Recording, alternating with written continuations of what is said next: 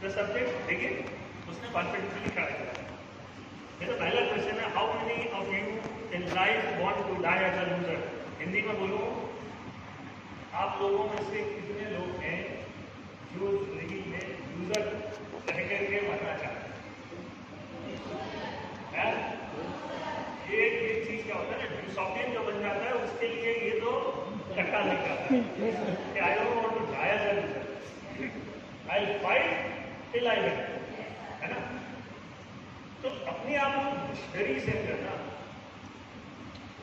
Loser से connected जितने भी पर्यायवाची हैं उनको कट्टा मारो।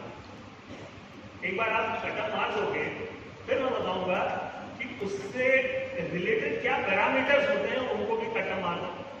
और जब आप नेगेटिव चीज को काट दोगे तो बट ऑब्वियस है जो रिमेनिंग चीज बचेगी वो पॉजिटिव नहीं बचेगी। क्या करें तो फ्लाइट बैठिए आप कुछ बैठिए। तो एक यूज शेयर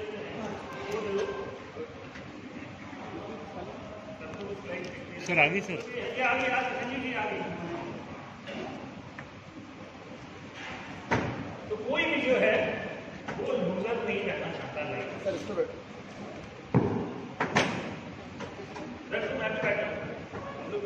स्लाइड आ रही होगी। क्या रीजन है कि आप लाइफ में लूजर नहीं रहना चाहते? क्या रीजन है आप लाइफ में लूजर नहीं रहना चाहते?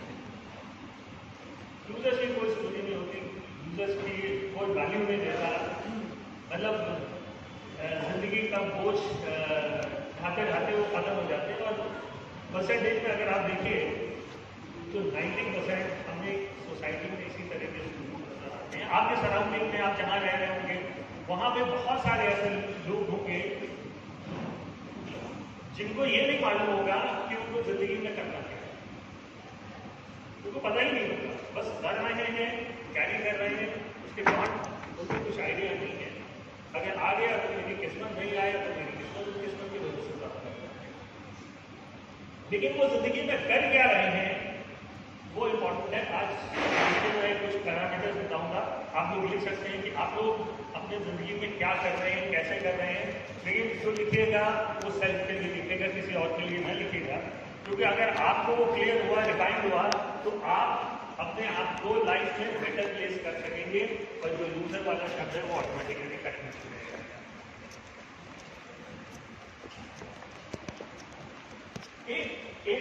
एक कोई भी करियर होता है उसमें कितना समय चाहिए विनर बनने के लिए?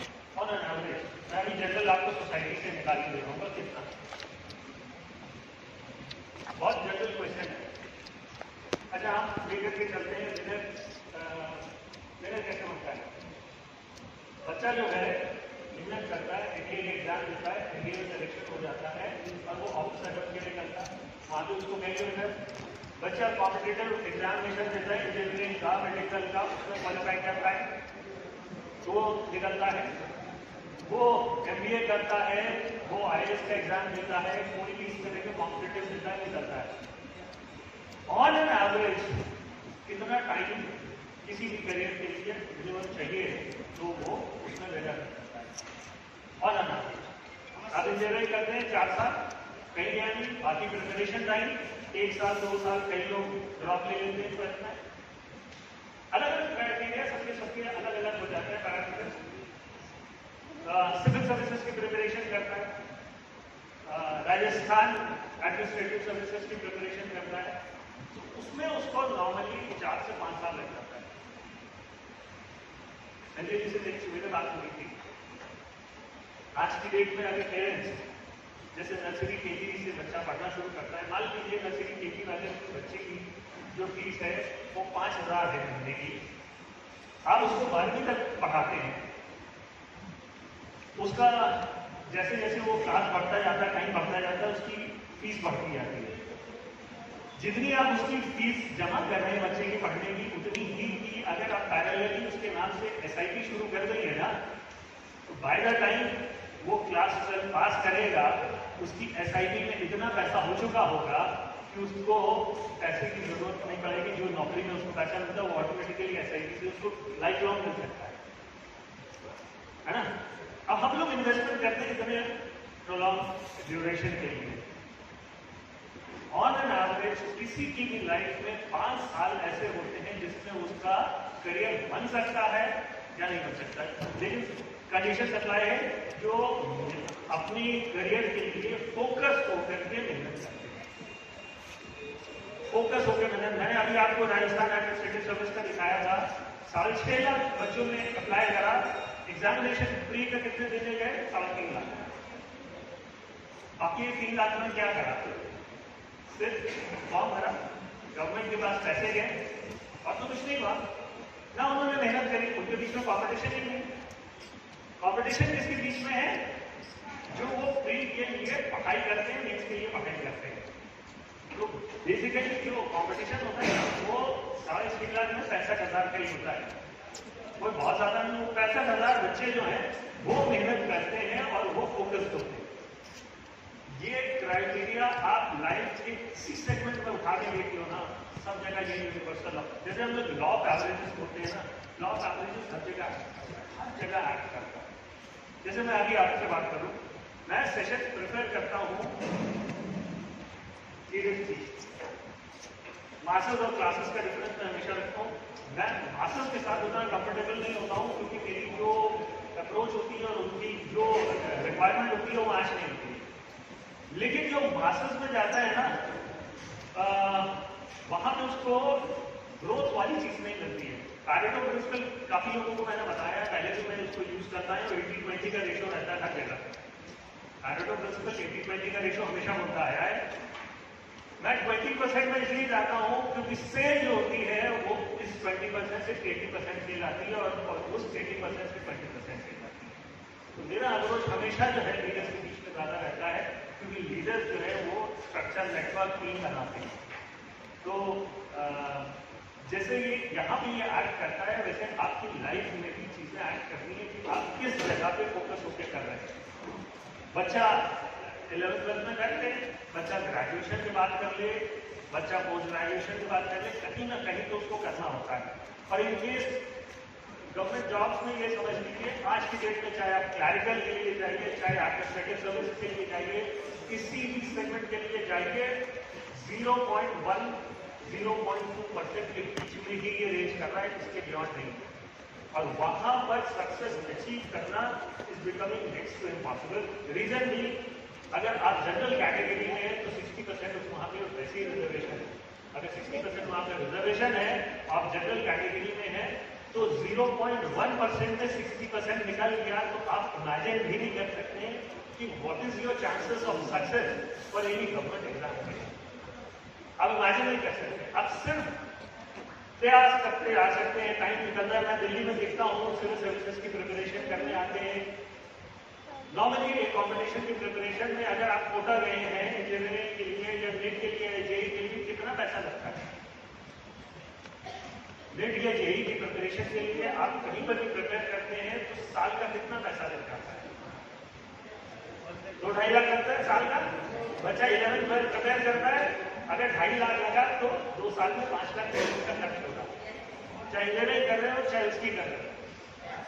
और प्रोबेबिलिटी आप देखो तो 0.1% है। सिनारियो ये चेंज नहीं होना है, ये वर्सन आउट होना है, क्योंकि पॉपुलेशन बढ़ गई है और जॉब्स उतनी नहीं क्रिएट होती। इंजीनियरिंग या नीट का अगर आप एग्जाम देते हैं तो उसमें अपॉर्चुनिटी ज्यादा होती है, तो नंबर ऑफ सीट ज्यादा होती है। उसमें आपके अगर 11-12 लाख बच्चे दे रहे होते हैं तो इंजीनियरिंग कॉलेज में करीब 2 लाख सीट्स हो जाती है। लेकिन 2 लाख जो बच्चा पढ़ के निकलता है उसमें 80% एम्प्लॉयबल नहीं होता, क्योंकि उसको आता नहीं है। तो उसने थ्योरी पढ़ी है, प्रैक्टिकली कराएगी। अभी आप लोग सारे यहाँ पे पढ़े लिखे हैं, जो भी ग्रेजुएट्स बैठे हैं, वो सच्ची अपने दिल में हाथ रख के बोले, ग्रेजुएशन में उन्होंने 2 साल का कराया कि 3 साल का? 3 साल का। 3 साल में उन्होंने हर साल सीरियसली उस क्लास को पास करने के लिए कितने दिन पढ़ाई करेंगे? 15 दिन। नॉर्मल केसेस में जो ये आंसर है ये बिल्कुल सही है। एग्जाम्स आते हैं, 15 दिन पढ़ाई करते हैं बच्चे, उसकी एक कुंजी होती है 10 क्वेश्चन की याद करते हैं, 5 उसमें से आ जाते हैं। अगर 3 से 4 उन्होंने सही आंसर लिख दिए तो उनको डिग्री मिल जाती है। अब आप सोचिए, 3 साल की पढ़ाई, 3 साल की डिग्री, पढ़ाई 3 साल में 45 दिन, 45 दिन में आप ग्रेजुएट बन गए हिंदुस्तान के, डिग्री आ गई। अब आपको जो जेल होगी तो अगर यूपीएस हुई तो आपको ग्रेजुएट वाली जेल में जमा करेंगे, है ना? बस इतना डिफरेंस है। लेकिन उसने सीखा है 45 दिन में आप ग्रेजुएट हो रहे हैं, तो आपको आ क्या रहा है? आपको कुछ नहीं आ रहा है। रीजन भी कि आदमी की पेट मेमोरी हो जाती है। मैं आपको गारंटी दे रहा हूं, जिन्होंने वो 15 दिन पढ़ करके 50-60% दे करके आए हैं, अगर वही सेम पेपर उनसे 6 दिन बाद करवाई है तो वो 10-20% में क्लास में सिर्फ 6 दिन बाद, क्योंकि मेमोरी रिसीविंग है। जो वो रेटिफिकेशन करा उस टाइम तो जाके मूवमेंट करा, पेपर हो गया। लेकिन 3 साल में ग्रेजुएट जो हुए तो उनको आया क्या है? आया कुछ नहीं, सिर्फ डिग्री आई है। शादी के बाजार में लड़की के लिए कहा जा सकता है कि मेरी लड़की ने बीए करा, एमए करा है, आया कुछ नहीं है लड़की। तो जो सिनेरियो है उसमें आप लोगों को एक चीज का ध्यान रखना है कि स्किल जो है वो अगर एक बार आ जाती है, जैसे अब ये है, अब ये लोग फोटोग्राफी कर रहे हैं, वीडियोग्राफी कर रहे हैं, ये आर्ट इतनी बढ़ रही है, इतनी रिक्वायरमेंट बढ़ रही है, इतना यूट्यूब पे ला रहे हैं, एडिटिंग ला रही है। इनकी जो स्किल, इन्होंने जो 10th 12th में पढ़ा होगा उसको नहीं याद होगा, लेकिन इन्होंने जो अभी स्किल एक्वायर कर ली है वो इनसे कोई चीज नहीं सकता। तो लाइफ में skill is the most important. अगर आपको राइज करना है, टेक्नोलॉजी बढ़ती जा रही है, चीजें नई आती जा रही हैं, आप नई चीजों को सीखते जाइए, आप लाइफ में अपस्केल होते जाएंगे। और जहां आपने सीखना बंद कर दिया कि मैं पीएचडी होल्डर हूं, मैं पीएचडी होल्डर हूं, मुझे सब कुछ आता है, लेकिन आपसे कहा जाए कि एक 5वीं क्लास का बच्चा है, अच्छा बच्चा है 5वीं क्लास का, उसको बैठा दें और आपको बैठा दें यहीं पे, ठीक है? 5वीं क्लास का और एक पीएचडी होल्डर, और पेपर दोनों को दे दिया जाए और कहा जाए कि आप इंडिया के ऊपर कुछ लिख करके दिखा, जो भारत देश में जो सबने देखा है। मैं गारंटी करता हूँ पीएचडी होल्डर जो एक पेज लिखेगा उसमें उसके sentence construction, spelling mistake, grammatical mistake इतनी ज्यादा होंगी कि अगर आप उसको नंबर देंगे तो 10 में से 2 नंबर देंगे, और वही 5वीं क्लास का बच्चा बैठ करके लिखेगा तो 5 में से 10 में से वो 8 नंबर ले जाएगा। तो स्किल किसकी बेटर हो जाएगी? वो 5वीं क्लास के बच्चे की ज्यादा। तो चीजें हमें आनी चाहिए, और यही रिक्वायरमेंट हमारी सोसाइटी की होती चली जा रही है, जो हमारी सोसाइटी को इंक्रीज करेगी। ये चीज मैं इसलिए आपको बता रहा हूँ, वो मैं धीरे धीरे अभी आगे एक्सप्लेन करूंगा जब हम अपने एजुकेशन सेक्शन में भी हैं, और हम क्या क्यों हम स्किल के ऊपर फोकस करें। क्योंकि मैं जो चीज आपको बता रहा हूँ आपके फंडामेंटल को क्लियर करने की कोशिश कर रहा हूँ। आप जब भी मार्केट में जाएंगे तो आपके पास इतनी वर्ड पावर और लॉजिकल पावर होगी कि आप किसी से भी बात करेंगे और लॉजिकल ग्राउंड आप उससे बात करेंगे तो सेल दे आना चाहिए, लेकिन ये कहेगा बंदे को अपना कंसेप्ट मालूम, उसको ये मालूम है कि क्या सिनेरियो है, क्या सही है, क्या गलत है, आप दोनों पीछे चलो, इर्रिस्पेक्टिव ऑफ द फैक्ट। और अगर आप उसको समझ में आ गया व्यक्ति तो वहां पे देर सवेर वो सेल कन्वर्ट होगी ही। तो ऑन एन एवरेज 5 साल का ऐसा समय होता है, वो जिंदगी की कभी भी हो सकता है, चाहे वो 11th-12th के बाद हो, चाहे वो ग्रेजुएशन के बाद हो, चाहे पोस्ट ग्रेजुएशन के बाद हो, चाहे नौकरी में आने के बाद हो, जहां आदमी अपना करियर बना सकता है, अपनी ग्रोथ दे सकता है, अपने को जम दे सकता है। 40 साल में भी होता है, 45 साल में भी होता है, लेकिन वो फोकस्ड 5 साल वाला चाहिए, और वहां पे स्किल आपको कैरी करती है, नॉन स्किल नहीं कहीं भी कैरी हो पाता। लोग जब हार्ड स्किल और सॉफ्ट स्किल का आएगा तो मैं एक चीज और भी बताऊंगा।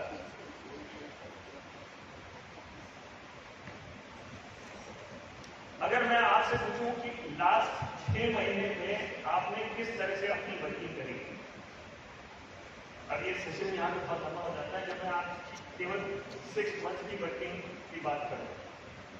आप जो भी वर्किंग करें, अगर आपने लिखा है और हम उसका ग्राफ निकालें तो उस आपने जो वर्किंग बेसिकली करी है, जिस ट्रेंड में आपने करी है, उसमें क्या आपकी वर्किंग का ग्राफ वो ऊपर जा रहा है, स्टैग्नेट है कि डिटोरिएट है? जो भी आपने वर्किंग करी, उससे आप निकाल सकते हैं कि आपकी ग्रोथ हो रही है कि नहीं हो रही है। कोई बच्चा अगर पढ़ाई कर ही नहीं रहा है तो आप एक्सपेक्ट कर सकते हैं कि उसका 90% मार्क्स आ सकते हैं? नहीं कर सकते हैं। लेकिन पेरेंट्स को एक्सपेक्टेशन होती है, और जो बच्चा पढ़ रहा होता है उसका पड़ोसी भी आगे कहता है इस बच्चे के तो आ ही जाएंगे, क्योंकि वो घर जाकर के देखता है तो बच्चा कुछ ना कुछ कंस्ट्रक्टिव कर रहा होता है, पढ़ रहा होता है, कुछ डिस्कस कर रहा होता है, कुछ आर्टिकल्स देख रहा होता है, कुछ नहीं हो तो ऐसे ट्यूटोरियल्स यूट्यूब पे देख रहा होता है जो उसको बिल्डअप करेगा। अप्रोच वाली चीज जो है वो लाइफ में बहुत इंपॉर्टेंट है।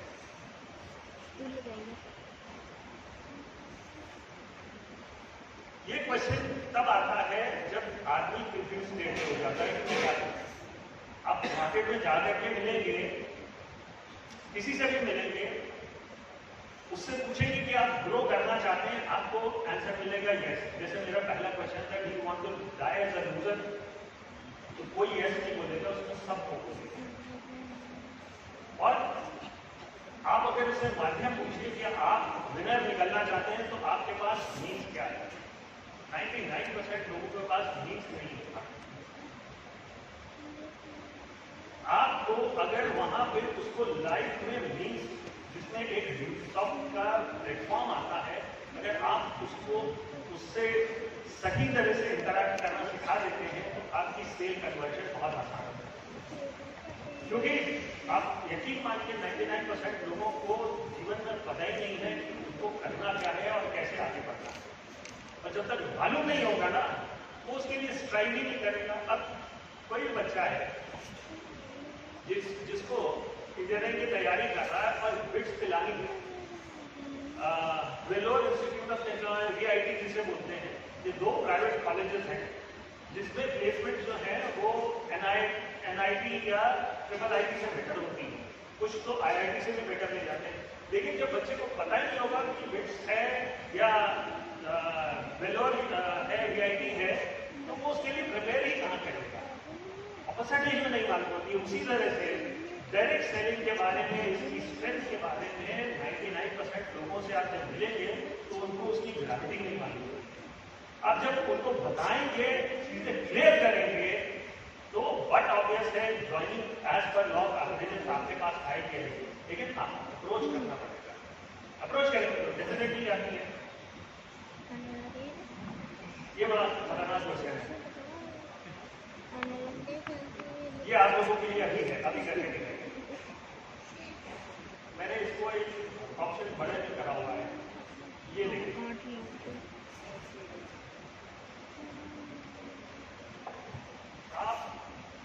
आप अपने जीवन में 24 घंटे किस तरह से निकालते हैं?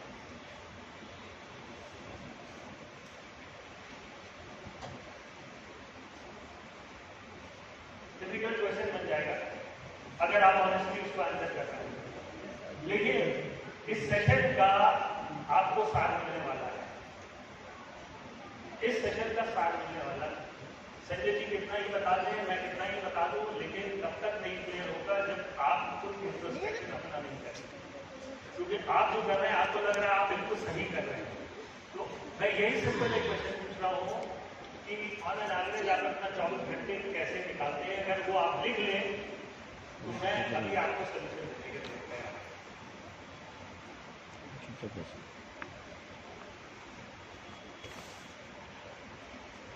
क्योंकि सेल्स से बात करना जो है ना वो सबसे डिफिकल्ट काम होता है। सही है, क्योंकि खुद नहीं बोल सकता, राइट। अपलाइन से, डाउनलाइन से, किसी और से तो जितनी मर्जी छोड़ दो कोई करे नहीं होता।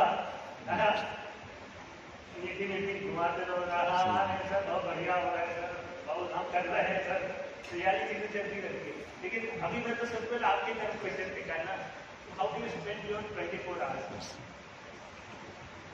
कुछ चीजें हैं जो सब में कॉमन होती है, कुछ चीजें सब में ही कॉमन होती है। How do you spend your 24 hours each day. तो हम आपकी प्रोडक्टिविटी कभी निकाल देते हैं कि आप कितना ग्रो कर सकते हैं, कितना नहीं कर सकते। Right sir. 24 घंटे का कोर्स सेलेक्ट करके देखिए, फिर मैं कुछ आंसर्स लूँगा, फिर उसको। अच्छा, इसमें एक चीज़ और बताऊँ, स्टूडेंट का अप्रोच डिफरेंट होगा, हाउस वाइफ का डिफरेंट होगा, जॉब गोअर्स का डिफरेंट होगा, रिटायर्ड पर्सन का डिफरेंट होगा, क्योंकि सबका अपना अपना एक पैरामीटर होता है लाइफ का। अब स्टूडेंट जो होगा वो खेलना अपना इंजॉय करेगा कि मैं चाहे वीडियो गेम खेलने लगा हूँ, चाहे बाहर जाकर के बच्चों के साथ खेलने लगा हूँ, वो एक रिटायर्ड पर्सन नहीं करेगा। या हाउस वाइफ जो है वो फुटबॉल खेलने या क्रिकेट खेलने नहीं जाएगी। हाउस वाइफ क्या करेगी, वो उसका अपना पैरामीटर हो सकता हो, अगर शादीशुदा हो तो उसका टाइम काफ़ी जो है वो रिलेशन में बात करने में आता हो कि मेरे को अपनी मदर से, सिस्टर से, कजिन से दिन में इतने घंटे बात करनी है, या मेरे को पड़ोसन से इतनी देर बात करनी है, या मेरा टीवी सीरियल का टाइम फिक्स है, मेरे को अनुपमा बहुत पसंद है, मैं मिस नहीं कर सकती, चाहे बाथरूम में हूँ तब भी मैं अपना मोबाइल चालू कर दूँगी, उस पर आ ही जाता है। तो अपना अपना पैरामीटर होता है कि आप क्या करना चाहते हैं। तो आप सिंपल अगर अपना 24 आवर्स लिखिए तो मैं अभी आपको सोल्यूशन बता सकता हूँ कि आप सही ट्रैक में ही गलत हैं। आप जो काम कर रहे हैं आप उसके हिसाब से लिखिए, आप जो 24 आवर्स में करते हैं आप सिर्फ वो लिखिए, क्योंकि हर एक का डिफरेंट आता है, सेम नहीं हो सकता। अब जो भी कर रहे हैं वो आप 24 आवर्स अपना लिखा लिखेंगे। और कॉमन आंसर्स तो मैं आपको पहले बता सकता हूँ, स्पेसिफिक बताना थोड़ा सा डिफिकल्ट हो जाता है, लेकिन वो हम जनरलाइज कर सकते हैं। ठीक है, लिखो लिखो लिखो लिखो, थोड़ा सा क्लैरिटी आएगी कि हाँ हम क्या कर रहे हैं, हमारी ग्रोथ क्यों नहीं बढ़ रही है।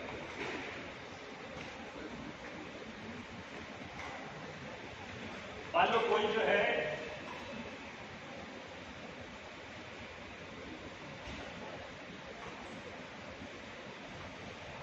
किसी के साथ इमोशनली कनेक्ट है, उसका टाइम जो है उसी की याद में निकल रहा है, भाई मैं इमोशनली कनेक्ट हूँ और मेरा फोन आज नहीं उठाया, तो मेरे लिए सबसे बड़ी टेंशन है कि मेरा फोन क्यों नहीं उठाया। क्या हम सोशल मीडिया में मैंने अपना फोटो डाला, उसने लाइक क्यों नहीं करा, अगर लाइक नहीं करा तो क्या लफड़ा है। तो हो सकता है सबका अपना अपना होता है, मैं तो सिंपल एग्जाम्पल्स की तरह बात कर रहा हूँ।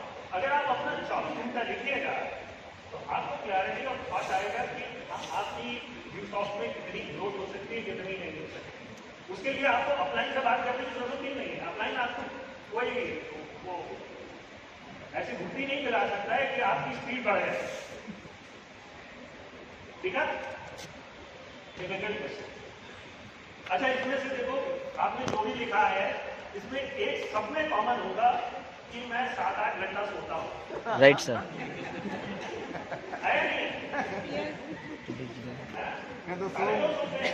तो ऐसा तो है नहीं जो मोदी जी की तरह 3-4 घंटा सो करके सारे काम बहुत ही एफिशिएंटली कर रहा हूँ। जब तक 2 GB डाटा खत्म नहीं होता है तब तक लिखिए। हाँ, वो वाला आपका पॉइंट बहुत इम्पोर्टेंट है। हाँ, और कई बार दो सिम कार्ड्स होते हैं तो उनका दो भी बच सकता है। या रात को वेबिनार के लिए डाटा ही नहीं बचता। अरे कई लोगों के यहाँ तो मिक्स बनते हैं कि पति पत्नी है, एक बेडरूम में है और ऊपर बोर्ड लगा हुआ हम लोग हमारे लोग, तो पति पत्नी एक बेड की साइड लिए हुए हैं, चार्जर लगा हुआ, हाथ के अंदर दोनों का मोबाइल है, तो एक ही रूम में है, सोशली कनेक्टेड है, उसने लाइक करा, हमने लाइक करा, वहां पे तो चल रहा है, लेकिन बेडरूम में होकर के बात नहीं हो पा रही है।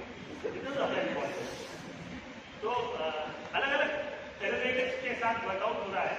तो आपका जो है एक तो कॉमन आ गया होगा कि आप 7-8 घंटे की नींद लेते हैं। दूसरा, आप रोज स्नान करते हैं, डेली एक्टिविटीज सबकी है वो डिफरेंट बॉडीज में हो ही नहीं सकता। जो आदमी पर्सनल केयर के लिए, पर्सनल हाइजीन के लिए वर्कआउट करता है वो हर एक का है, वो टिक मार्क सबका ही होगा। अब उसके बाद बताइए कि आप लोग क्या करेंगे। ये वाला तो कॉमन क्वेश्चन हमने निकाल दिया। अब इसके बियॉन्ड क्या करें, इसके बियॉन्ड क्या करते हैं, मैं बोर्ड पे लिखता जाता हूँ, आप जो मेरे को बताएंगे।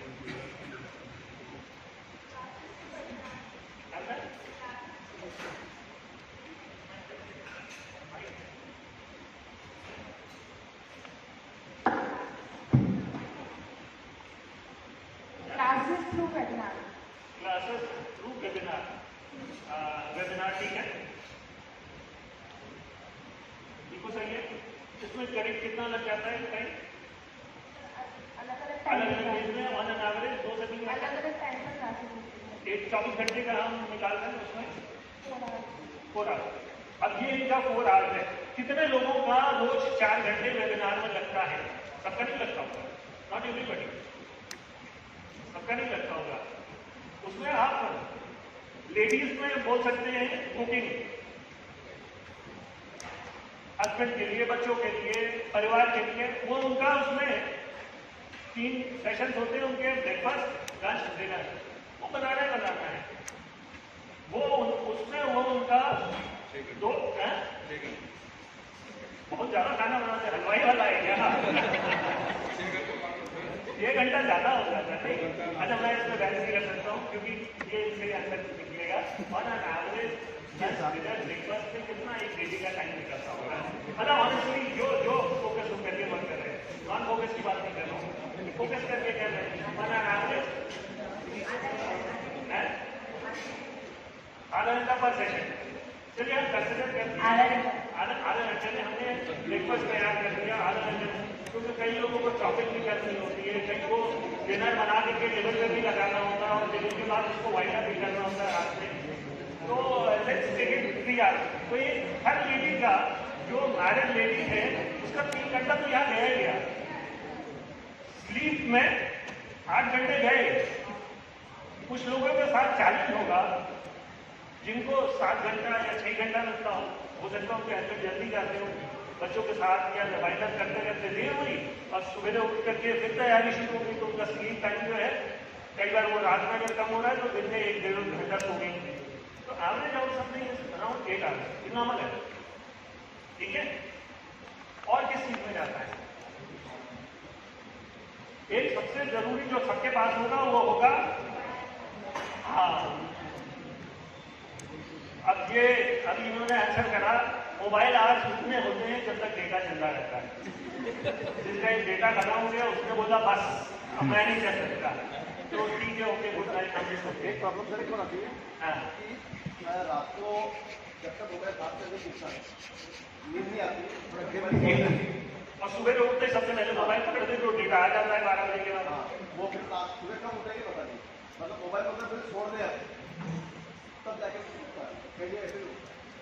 सही बात है। और जिन लड़के लड़कियों का यूं चल रहा होता है उसका नाइट टाइम 12 बजे से सुबह 4 बजे तक का चलता है ना? क्योंकि उसमें डेटा नहीं लगता और कोई फॉलो रिकॉर्ड नहीं है, टाइमिंग नहीं होती, तो उनकी पूरी नाइट उसी में खत्म होती, तो दिन की प्रोडक्टिविटी ऑटोमेटिक 0 हो जाएगी। सबके अलग अलग केसेस है, सबके अलग अलग। इसीलिए मैंने पूछा कि आपका पर्टिकुलर क्या केस है, क्योंकि हम सोल्यूशन की तरफ बढ़े ना। फिर सेशन लंबा हो जाएगा, मैं ज्यादा नहीं लेना चाह रहा हूँ, ये इंडेप्थ वाला है। मोबाइल जनरली 3 घंटा, सोशल मीडिया, इसमें सबका यही टाइम जाता है सोशल मीडिया में। तो मोबाइल टाइम में क्या करें, हम सोशल मीडिया में ले लें तो आजकल तो स्मार्ट टीवी का आ गया, तो ज्यादातर आजकल कनेक्शन हमने हटाया, सब यूट्यूब भी देखते हैं तो टीवी के ऊपर। और किस चीज में टाइम आपका खर्च होता है? 2 घंटे चुगली करने। ये जेंट्स के लिए बोल रहे हैं, लेडीज के लिए बोल रहे हैं? अच्छा, जेंट्स भी चुगली करते हैं,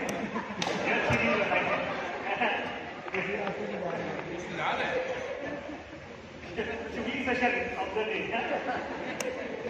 ये तो बड़ा गड़बड़ वाला है। अच्छा, 2 घंटे अपने अपलाइन की बैठना बजाए, हाँ, फिर डाउनलाइन भी मिल रहा है। वो फिर उसका रिवर्स होगा, डाउनलाइन हो जाएगी, सही है, फिर सही है। वो डाउनलाइन फिर अपलाइन की हो जाएगी। तुम्हारा मेजर टाइम इसी में निकलेगा। बिल्कुल। और जो आपने लिखा है आप उसी के हिसाब से बताएं। तो मैं सोल्यूशन की तरफ आगे बढ़ूंगा।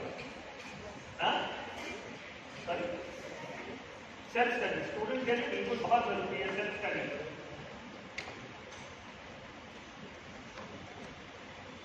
अब वो डिपेंड करता है किस क्लास में, किस प्रिपरेशन में है, वो सब चीजें उससे कनेक्ट होती हैं। एग्जाम टाइम के पास में तो 10 घंटे हो गए, 9 घंटे हो गई। जब एग्जाम नहीं है, छुट्टियां चल रही तो उसका तो मैंने बात टोटल ये करी कि जो जिस डोमेन में है उसके हिसाब से उसका वर्किंग शेड्यूल बनता है, लेकिन हर एक का जो 24 घंटा होता है वो उसको क्लियर होना चाहिए, क्योंकि प्रोडक्टिविटी इसी 24 घंटे में आती है। समय निकल जाता है, ये 24 घंटे किसी के लौट के नहीं आ रहे, हमारे भी जो है कि आज के 24 घंटे फिर वापस नहीं आएंगे। कुछ कहना चाहते हैं सर? बाकी टाइम में तो हाँ बताओ। बाकी टाइम फिर भी वर्किंग करने में जब ट्रेवलिंग करते हैं उसमें निकल जाता है, ठीक है। और आधे टाइम फिर मीटिंग में निकल जाता है। जैसे भी गुरुदेव ने एक बात बोली कि चुगली करने में फिर अधिकतर लोग सर फील्ड में जब फ्री टाइम रहता है फालतू की बात ही करते हैं, ठीक है, निकल जाते हैं लीडर में नहीं दिखता। ठीक है, परफेक्ट, बिल्कुल सही है, यही चीज़ है। एक बार यहाँ पर रोकूंगा, कोई वर्किंग करने के लिए दिल्ली से मथुरा तो जा नहीं रहा है। हाँ, वर्किंग करने का वर्किंग का एरिया कितना होगा? आदमी दिल्ली से घर से निकल के मथुरा जाके प्लान करके वापिस आ रहा है, तो एक समझ में आता है इतना डिस्टेंस।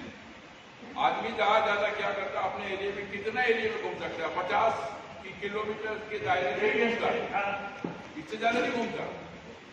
अगर 50 किलोमीटर अगर घूमना है तो मैंने जहाँ जाता 1 घंटा मान लो, 1 घंटे ज्यादा टाइम ट्रेवलिंग में नहीं लगता। तो जो भी लगता है ट्रैवलिंग है तो है। नहीं, आई कंसिडर नहीं, वो तो जो जिस डोमेन में उसके हिसाब से चल रहा है। अब मेरे जो सजेशन या सोल्यूशन की तरफ हम चलते हैं, ठीक है। Sleep for 8 hours, it is universal for everyone. दूसरा क्या है, focus on your work 8 hours, focus on your work. बच्चा है तो पढ़ाई, ठीक है।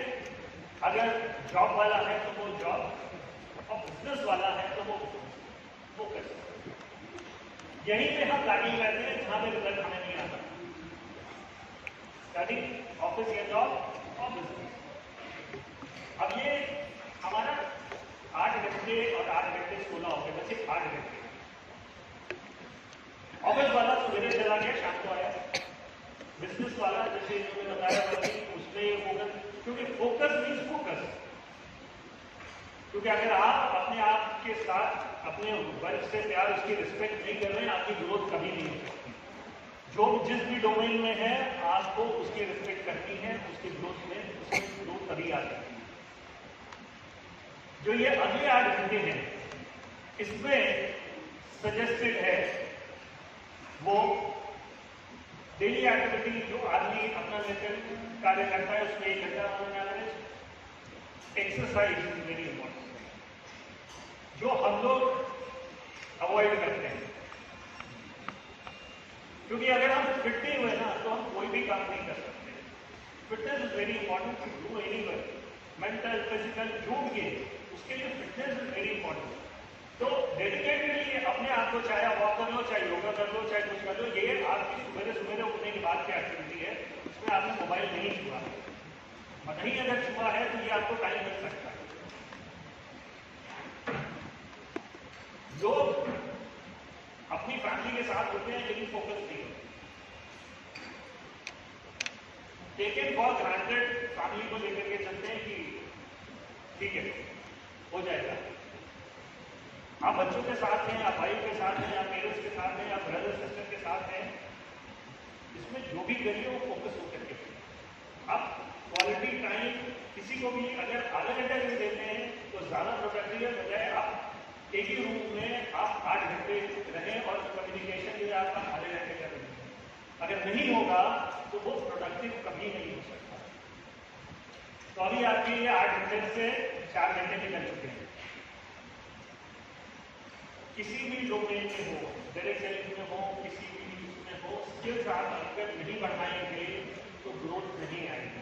स्किल्स तभी बढ़, जब स्किल्स के ऊपर आप वर्कआउट करें। जैसे इन लोगों का काम ये है, ये यूट्यूब पे नई नई चीजें, नए एडिटिंग, नए सॉफ्टवेयर, नए टूल्स, AI इस टाइम इतना ज्यादा इंडियन डोमेन में वर्कआउट कर रहा है, उसकी स्किल्स ये अगर सेल्फ लर्निंग पे करेंगे, इनकी पारितोष ऑटोमेटिक बढ़ता जाएगा, क्योंकि क्वालिटी ऑफ वर्क इनका बढ़ता जाएगा। उसी तरह से आप लोगों का आप जिस डोमेन में हैं उसमें अपने आप को एक इम्प्रूव्ड वर्जन रोज बनाते जाएंगे, तो आपका अपने आप ऑटोमेटिकली चीज बढ़ती रहेगी।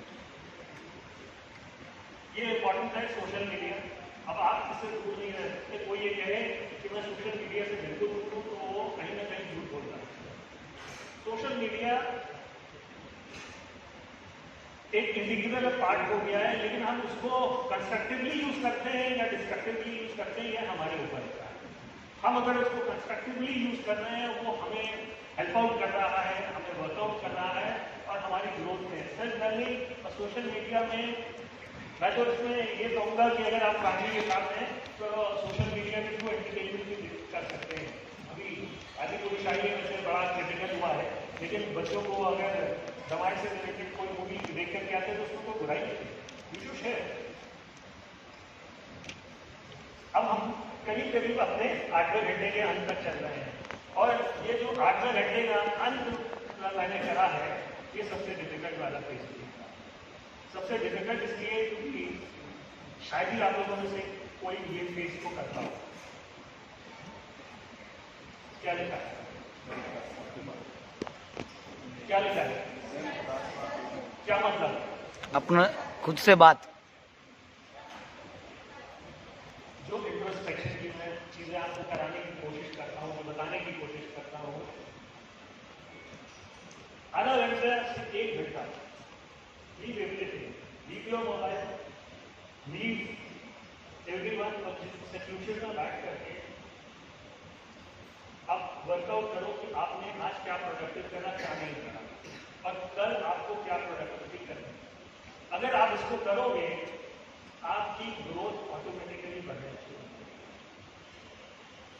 अभी इसको बिल्कुल नहीं करना सबसे डिफिकल्ट सबसे डिफिकल्ट, क्योंकि मुझको लगता है कि जो को कर रहा है स्टूडेंट्स के लिए अगर वो पढ़ते हैं ये आधा घंटा वो वर्कआउट करते हैं कि आज मैंने क्या क्या करा उसको लिख लिया और नेक्स्ट डे मुझे ए वाले चैप्टर्स किसी सब्जेक्ट में करने, अगर उसको लिख लिया तो जैसे शुरू होता है उनको स्ट्रीमलाइन रहता है कि मैं आज मैथ्स का ट्रिग्नोमेट्री कर रहा हूँ, मैं फिजिक्स में लाइट चैप्टर उठा रहा हूँ, मैं केमिस्ट्री में ये वाला कर रहा हूँ।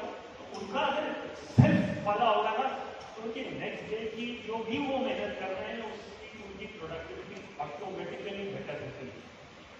तो ये जो आधा घंटा आप अपने आप को देते हैं, चाहे आप नेटवर्किंग में हैं, आप सेल्फ एनालिसिस जब करते हैं ना तो आपको पता लगता है कि कितना आज आपका प्रोडक्टिव रहा और कितना आप कल क्या करने वाले हैं उसका समीकरण। तो आपको एक डायरेक्शन आप खुद अपने आप को देते हैं। तो यकीन मानिए अगर आप जुडिशियसली इन चीजों को करेंगे तो आपकी ग्रोथ होना 100% होगा। आप नहीं करेंगे तो जो हो रहा है वो अगले साल भी होगा, उसके अगले साल भी होगा, उसके अगले साल भी होगा। आप क्रिटिसाइज अपलाइन को कर सकते हैं, कंपनी को कर सकते हैं, डायरेक्ट सेलिंग को कर सकते हैं, भगवान को कर सकते हैं कि मेरे जीवन में अच्छा क्यों नहीं होगा। What is important is doing the things in right way, in right direction. तो आई होप मैं आपकी जिंदगी में आज कुछ 1-2% का उछाल लेकर के आया हूँ। अगर आया हूं तो I need a good round.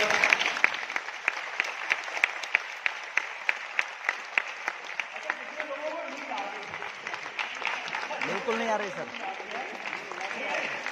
अगर नहीं आए तो अगर मैं आप लोगों से पहुंच रहा हूँ और मैं कोशिश जो कर रहा हूँ, क्योंकि एक और अगला वाला स्लाइड है वो और डायरेक्ट सेलिंग के ऊपर है।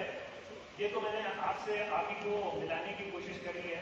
इसमें मैं नहीं था, सिर्फ आप ही आप थे और आपके 24 घंटे थे और वो अगर सही हम कर लेंगे तो हमारी जिंदगी ऑटोमेटिकली सही होने शुरू हो जाएगी, राइट। ये वाला थोड़ा सा डिफिकल्ट है, अब इसमें मुझे संजय जी का साथ चाहिए होगा। मैंने आपको पहला सेशन में शुरू करा था कि AI जो है वो हमारी जॉब्स खाते जाने वाला है और आने वाले टाइम में जो AI को अपने डोमेन में यूज करेगा उसकी ग्रोथ होगी और लोगों की जॉब जाने वाली है। 30 करोड़ लोगों की जॉब जाने वाली है अगले 5 साल में। आप देखिएगा बेरोजगारों का बाजार भरने वाला है। रीजन क्या है? जितने बेसिक लेवल के काम होते हैं दिल्ली, मतलब जितने मेट्रो सिटीज में हैं या जो आज की डेट में जॉब्स की बात करते हैं वो सब ऑटोमेशन के ऊपर जा रहा है। जो कंपनी प्रॉफिट्स के लिए वर्क करती है, कंपनी पैसे देने के लिए नहीं करती। और AI जो यूज होगा वो ना छुट्टी लेगा, ना थकेगा, ना बीमार होगा और ना आपसे कंप्लेंट करेगा, ना इंक्रीमेंट की बात करेगा। ह्यूमन होगा वो करेगा। तो AI जो है हमारे जो बेसिक वाला है उसके ऊपर चढ़ने वाला है। और ये समझ लीजिए, मैंने आपको बताया कि डायरेक्ट सेलिंग में क्यों नहीं कर सकता, ये बताया था? हाँ नहीं, यस सर, बताया था डायरेक्ट सेलिंग क्यों? देखिए, स्टार्टअप है या बिजनेस है, वो एआई नहीं कर सकता। एआई आपको उसको करने में हेल्प आउट कर सकता है, लेकिन वो अब एआई के लिए मुझे पानी की बात करके दिखाता नहीं, वो सेल आउट कर सकता है, वो उसके प्रोसेस, जैसे मिठाई की दुकान है उसमें वो प्रोसेस को पास कर सकता है, उसके मेकिंग में, उसके पैकिंग में, उसकी डिलीवरी में, लेकिन वो मिठाई की दुकान नहीं खोल सकता। उसी तरह से डायरेक्ट सेलिंग में एआई जो है वो हैम्पर नहीं कर सकता, क्योंकि ये एक स्टार्टअप है और ये एंटरप्रेन्योरशिप है। एंटरप्रेन्योरशिप को एआई कभी ओवरपावर नहीं कर सकता, क्योंकि इसमें ह्यूमन इंटरैक्शन है। संजय जी, आपके लिए सबसे पहला पॉइंट, आप कहीं पर भी जाते हैं जो एआई भी कर सकता है, वो है कि आप किसी ह्यूमन से इंटरैक्ट करते हैं। ह्यूमन से इंटरैक्ट करते हैं तो सबसे पहले क्या होता है? Emotional connect. आप किसी के पास गए हैं, उसने अगर आपको टाइम दिया है, आप वहां बैठे हैं और उससे बात कर रहे हैं, वो आपकी सुन रहा है, तो कहीं ना कहीं उसके साथ इमोशनल कनेक्ट है, तभी आप वो टाइम दे रहा है, बैठे हैं, अदरवाइज टाइम नहीं मिलेगा। ये एआई नहीं कर सकता। तो फर्स्ट पॉइंट ऑफ कॉन्टैक्ट जो है वो एआई नहीं कर सकता है, वो इमोशनल कनेक्ट। हालांकि आर्टिफिशियल इंटेलिजेंस में इंटेलिजेंस बहुत ज्यादा बढ़ रही है। मैं चैट जीपीटी की बात अभी नहीं कर रहा हूँ। अभी आजकल सबको चैट जीपीटी के बारे में मालूम है या बाढ़ के बारे में मालूम है, इस तरह की बहुत सारी चीजें आ गई हैं, एआई टूल्स जो हेल्प आउट कर रहे हैं, लेकिन एक बिजनेस को स्टार्ट करने में एआई अब नहीं कर सकता। इसीलिए मैं कहता हूँ कि डायरेक्ट सेलिंग का अब जो ग्राफ है वो बहुत तेजी से बढ़ने वाला है, क्योंकि लोगों की जॉब जाएंगी, उन्होंने एक ऑल्टरनेटिव लाइफ में सपोर्ट सिस्टम चाहिए होगा, प्लस जो उसको कैरी कर रहे होंगे वो डायरेक्ट सेलिंग को अपने करियर के साथ लेके चलेंगे कि पता नहीं किस दिन कंपनी में मैं जाऊं इंक्रीमेंट की बात करने, बॉस बोलेंगे इंक्रीमेंट तो नहीं होगा तुम्हारा, मैंने जॉब से निकाला नहीं, यही समझ लो तुम्हारा इंक्रीमेंट। और फिर उसके बाद अगर उसने स्किल नहीं डेवलप करी होगी तो उसको अगेन जॉब लेने में बहुत टेंशन होगी, क्योंकि उसकी स्किल्स डेवलप नहीं है, जिसकी वजह से वो कहीं पर भी सेटल डाउन हो सकते हैं। पहला इमोशनल कनेक्ट, ये बहुत इंपॉर्टेंट है, क्योंकि बगैर इमोशनल कनेक्ट हुए आप किसी की सेल के ऊपर वर्कआउट नहीं कर सकते। दूसरा, आप किसी से भी मिलते हैं, वो अगर आपकी सुनता है तो कहीं ना कहीं उसकी होप जागृत होती है कि उसके लिए कुछ बेटर आप कर रहे हैं। इसके ऊपर आप कुछ रोशनी डालो। जब हम लोगों से मिलते हैं, फाइनल बैठ करके बात करते हैं, वो हमारी सुनता है, तो उसका ज्वाइनिंग के लिए सबसे पहले होप सबसे बड़ी इंपॉर्टेंट चीज। ये मेरी नजर से मैंने इसको एक सिंक्रोनाइज करा है, तो होप कितना इंपॉर्टेंट होता है एक सेल के लिए। देखिए, सिंपल सी बात है, सबसे पहले तो पता ये होना चाहिए। अभी एक वहां से लेता हूँ, जब सब कह रहे हैं कि स्किल, जो नौकरियां जानी है, स्किल के ऊपर बात करना है, तो नेटवर्क मार्केटिंग में भी आप भी बाहर होने वाले हो अगर आपके अंदर स्किल नहीं हो। किसी भी बंदे के पास में आप जब जा रहे हैं और उसके पास में जब बैठ रहे हैं, जब तक अपनी बातें उस तक टच ना करें, उसको ये महसूस ना हो कि ये बंदा मेरे यहाँ देवता के रूप में आया है, मुझे फंसाने नहीं आया, अपने देवता के रूप में आया है, जब तक ये उसके अंदर आशा आपको जगानी पड़ेगी। मतलब जिसको आपके कई सीनियर कहते हैं कि आपके प्रोडक्ट में कितना दम है ये मायने नहीं करता है, परंतु उसको क्या फायदा हो सकता है ये बात करना बहुत जरूरी है। और जब हम उसके फायदे की बात करते हैं तो उसके अंदर एक आशा पैदा होती है कि अरे यार ये बात बिल्कुल सही है। और वो क्योंकि हर हिंदुस्तानी बड़ा इमोशनल बंदा होता है, और अगर जहां उसके ड्रीम को टच करते हुए, उसके रिक्वायरमेंट को टच करते हुए अगर हम बात करें, तो वो उसके अंदर धीरे धीरे वो इमोशनल जागृत होगा ही होगा। ये करना बहुत जरूरी है। ये शादी के लिए भी है। आप जा करके किसी भी लड़के से शादी की बात करते हैं, लड़की से शादी की बात करते हैं, तो पहले वहाँ पे इमोशनल कनेक्ट होता है। अगर सही लगा उसकी बॉडी लैंग्वेज, फ्रीक्वेंसी, उसके देखने का, उसके जेस्चर, तो ही आप कहते हैं ठीक है यार आगे का मामला बात कर सकते हैं। अगर लड़की को उसकी बॉडी लैंग्वेज से सही नहीं लगा, उसके जेस्चर से सही नहीं लगा, तो वहां पे इमोशनल कनेक्ट नहीं हुआ, तो कभी वो शादी नहीं हो सकती। इसी तरह से सिर्फ के लिए आप लोग जब जाते हैं तो इमोशनल कनेक्ट होता है, उसी बात हो होती है। अब लड़की को अगर अच्छा लड़का लग गया, लड़के को अच्छी लड़की लग गई, तब उसकी होप उसमें बढ़ने लगती है कि हाँ ये सही है या नहीं। तो इमोशनल कनेक्ट हो ये आर्टिफिशियल इंटेलिजेंस नहीं कर सकता, ये ह्यूमन बीइंग कर सकता है। इसलिए आर्टिफिशियल इंटेलिजेंस डायरेक्ट सेलिंग को नहीं सुपरसीड कर सकता, ये हमेशा आगे ही रहेगा। तीसरा पॉइंट, अब होप हो गई है कि उसकी होप क्या होती है कि लाइफ के उसके जो चैलेंजेस हैं उस चैलेंजेस से निकल सकता है।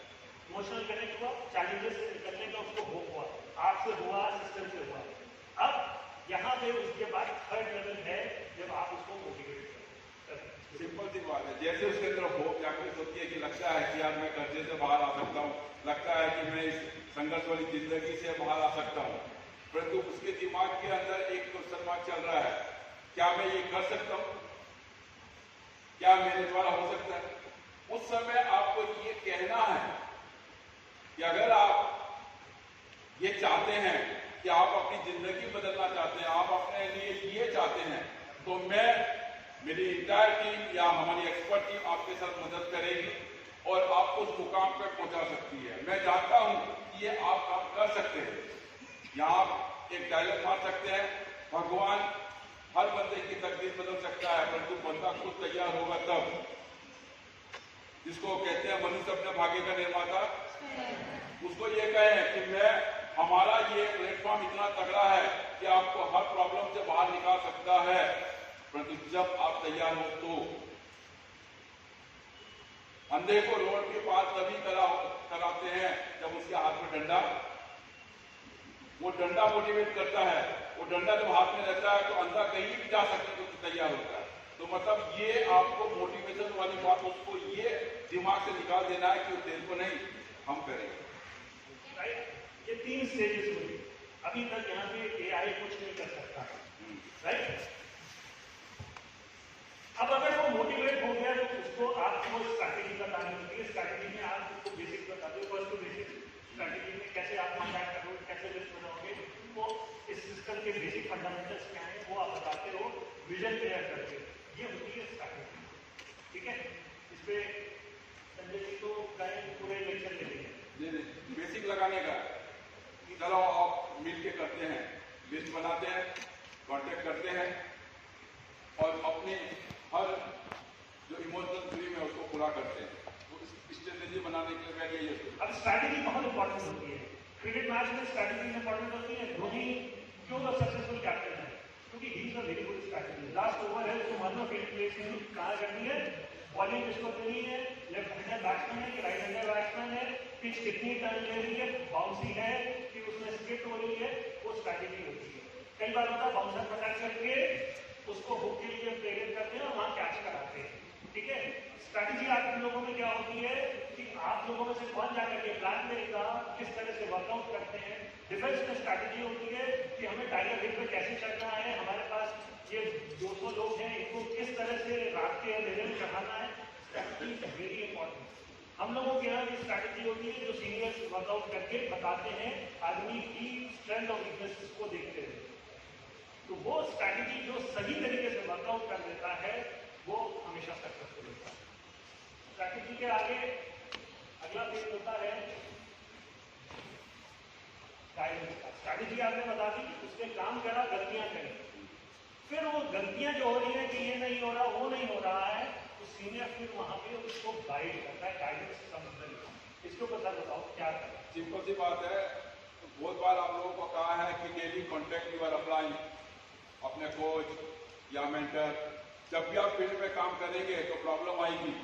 प्रॉब्लम आएगी इसलिए उस ट्रेनिंग सेशन में कहा जाता है कि डायरेक्ट कॉन्टेक्ट करना है अपने अप्लाइन से। आप उसको प्रॉब्लम बताइए, वो आपको गाइड करेगा। अगर वो आप खुद सॉल्व करने लग जाएंगे तो आपको प्रॉब्लम में फंसना है। इसीलिए कि कहते हैं चूज द राइट पर्सन, कि आपका वो बंदा कौन है, आपके अप्लाइन है, आपके मेंटर है, आपका कोच है, और उससे गाइडेंस लीजिए तो आपके हर स्टेज सक्सेस जाएगी। गाइडेंस के बाद स्किल टैलेंट अगर उसमें है उसको नर्चर करना कि किस तरह से वो वर्कआउट कर रहा है, उसकी स्ट्रेंथ क्या है, उसकी वीकनेस क्या है, फील्ड क्या है, किस तरह से फील्ड में चैलेंजेस आ रहे हैं, वहाँ पे कोई और तरीके का प्रॉब्लम नहीं आना। उसके बाद आता है डिसिप्लिन। जिस टीम में डिसिप्लिन मेंटेन हो जाता है वो टीम ऑटोमेटिकली बेटर परफॉर्म करना शुरू कर देती है। डिसिप्लिन जो है वो एक बहुत ही इंपॉर्टेंट चीज़ है। ये तो ऐसा टॉपिक है कि मैं इसके ऊपर 1 घंटा बोल सकता हूँ।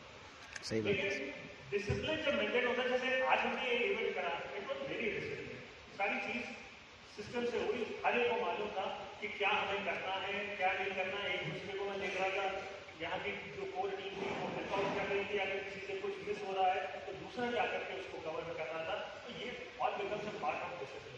तो सिस्टम के अंदर डिसिप्लिन जो होता है वो इन सब चीजों के ऊपर आ जाता है।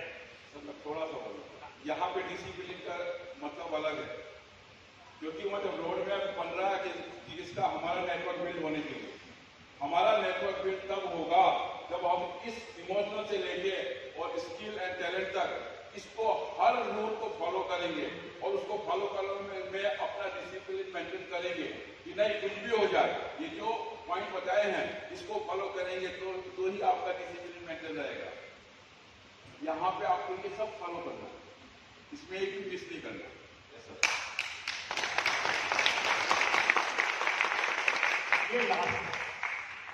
ये लास्ट क्या लिखा है? System work people fail. System work people fail. व्यक्ति फेल हो जाता, सिस्टम फेल नहीं होता। सिस्टम नहीं फेल। कई बार है अपलाइन नहीं होता, कई बार होता है डाउनलाइन नहीं होता, लेकिन स्टिल वो टीम वर्कआउट कर लेती है क्योंकि वो सिस्टम बन चुका है। और संजीव जी का एग्जाम्पल है, संजीव जी के अपलाइन तथास्तु हो गए थे, तो संजीव जी ने वहां से वर्कआउट करना शुरू किया। वर्कआउट किस तरह से करा? क्योंकि एक सिस्टम जो बना हुआ था उसको प्रोपोगेट करा उसी आधार पे, उसी स्टाइल।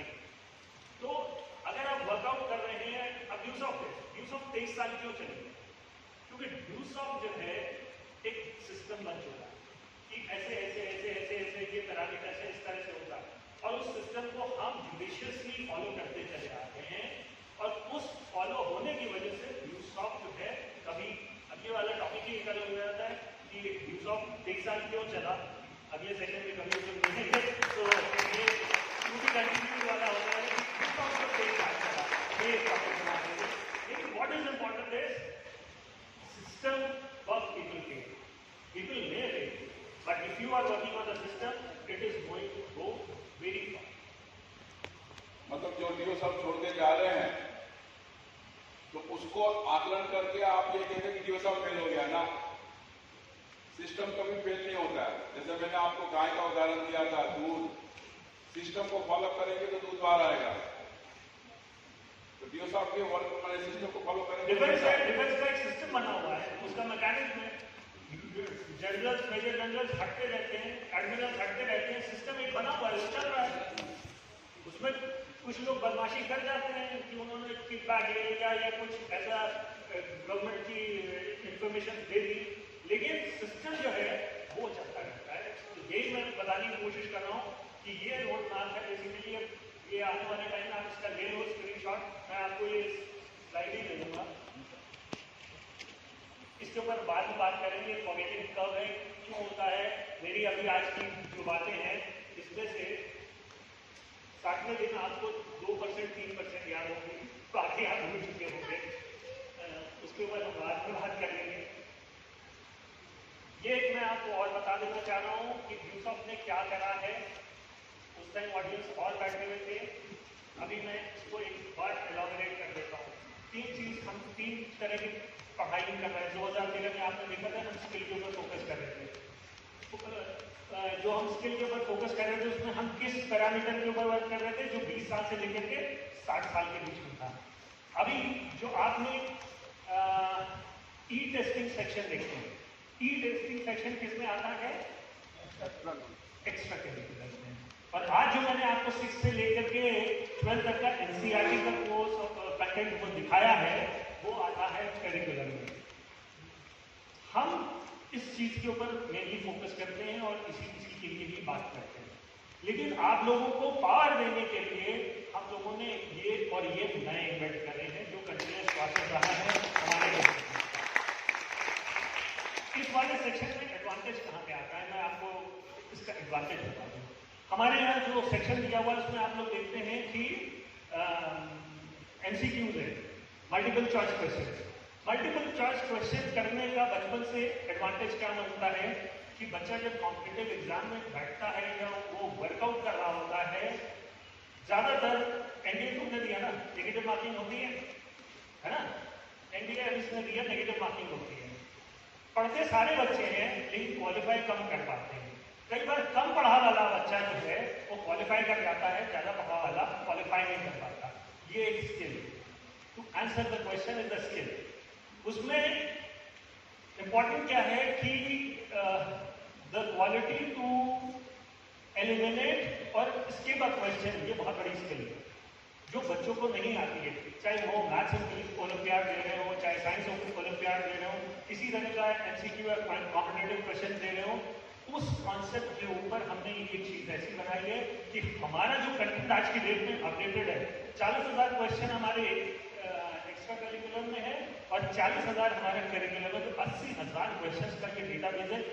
और इस इंडस्ट्री में 80,000 क्वेश्चन के साथ शायद कोई कंपनी हो जिसने इसके ऊपर इतना वर्कआउट करा।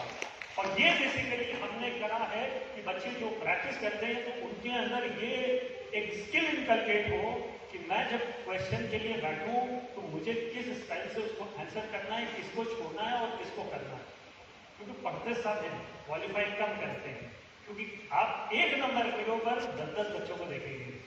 मान लीजिए 100 नंबर का पेपर हुआ, एक बच्चे के 49 है, एक के 50 है। अब जो 49 वाला है वो कहेगा मेरा एक नंबर से रह गया, लेकिन उस एक नंबर पे कम से कम 10 बच्चे होंगे। तो इट इज वेरी डिफिकल्ट। एक नंबर के लिए इतनी फाइट होती है आज की डेट में। और चाहे आप IAS का प्री दे रहे हो, चाहे राजस्थान एडमिनिस्ट्रेटिव सर्विसेज का दे रहे हो, या किसी भी स्टेट का बैंकिंग एग्जामिनेशन, आप किसी भी सेगमेंट में वर्कआउट कर रहे हो, ये जो कॉन्सेप्ट हमने डेवलप करा है, ये MCQ वाला, मॉक टेस्ट वाला, ये आज की डेट में अनपैरेलल है। और हो सकता है गोइंग फॉरवर्ड हम इसको एक दूसरे फॉर्म में लाएं जहां पर इसके सर्टेन क्वेश्चंस को जो हम डेटाबेस से निकालेंगे या AI के थ्रू हम उसको वर्कआउट करेंगे, उसके लिए चार्जेस भी लगा सकते हैं। क्योंकि आज की डेट में जो भी कंपनीज हैं जिन्होंने इस कॉन्सेप्ट के ऊपर वर्कआउट करा है वो उसके चार्जेस लेते हैं। और ये अभी हमने हर डी सॉफ्टवेयर के लिए, हालांकि वो किट के लिए पे करता है, लेकिन उसके साथ ये सारी चीज फ्री मिल रही है जो उसको आप अपने प्रोडक्ट को समझेंगे तभी सामने वाले को वैल्यू करा सकेंगे। पर आपके प्रोडक्ट के साथ सबसे बड़ा इंपॉर्टेंट क्या है कि जो स्किल का हम कॉन्सेप्ट लेके चलते हैं, उसकी जो ये ट्रेनिंग्स, लाइव ट्रेनिंग्स होती है और जो फील्ड में एक्सपीरियंस होते हैं, वो अनपैरेलल है। वो अनपैरेलल है। OJT, ऑन जॉब ट्रेनिंग बोलते हैं MBA करने के बाद। तो OJT के लिए जो बच्चे जाते हैं उनके लिए वही कॉन्सेप्ट है जो आज आप किसी को ज्वाइन कराते हैं और उसके ऊपर उसको हेल्प आउट करते हैं कि वो अपनी फील्ड में पारंगत हो जाए। तो हम लगातार अपने प्रोडक्ट के ऊपर वर्कआउट करते आ रहे हैं। इम्पॉर्टेंट क्या है कि आप लोगों को अपने प्रोडक्ट की स्ट्रेंथ को समझना। मेरे पास अगर और टाइम होता तो मैं आप लोगों को अपने प्रोडक्ट की गहराई और बता सकता था, लेकिन सारी चीज एक दिन बता दूंगा तो फिर अगली बार आप मेरे को सुनोगे नहीं, है ना। तो अगली बार सुनने के लिए, अगली बार के लिए हम कई चीजें रखेंगे। और वो आपके आज इस सेशन से आपकी इस यूज ऑफ जर्नी में 2-4% का इजाफा होगा और आप better use of better entrepreneur बनकर के निकलेंगे। Right? Thank you everyone. Thank you.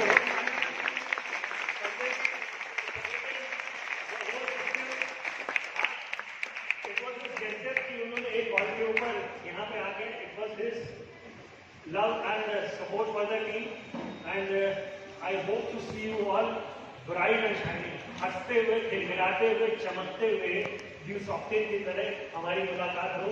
Definitely हम लोग बहुत आगे बढ़ेंगे।